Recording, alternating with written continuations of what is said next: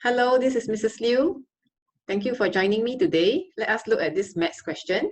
Given that m is inversely proportional to n minus 2 square and that m equals to minus 2 when n equals to 5, find an equation involving m and n.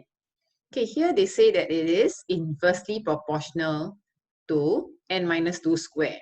So we know that inversely proportional, m, we add a constant in k, inversely proportional, so it's at the bottom, n minus 2 square.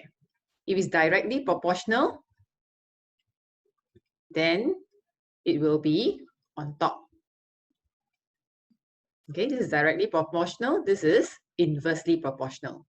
Okay, so now they know that m equals to minus 2, n equals to 5. So we need to put in the values to get the constant k.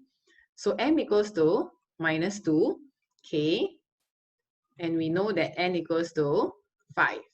So if it's 5 minus 2 square. So k is equals to minus 2 times 3 square, which is 9. So it's actually minus 18. So this for part A. And for part B, you want to find the values of n when m equals to minus 4.5. So now we have this equation. We find that k equals to minus 18. So we substitute back into the equation.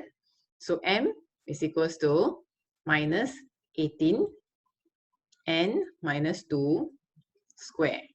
So m equals to minus 4.5. So we put it in over here.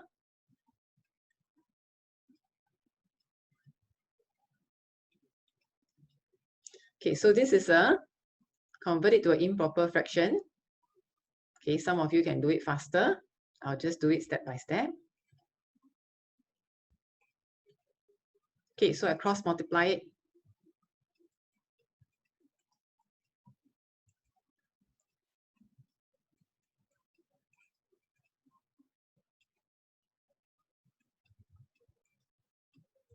Okay, so minus times minus is plus. So 9, you cancel off, will be 2 on top here. So 2 times 2 is 4. So n minus 2 square is the same as n minus 2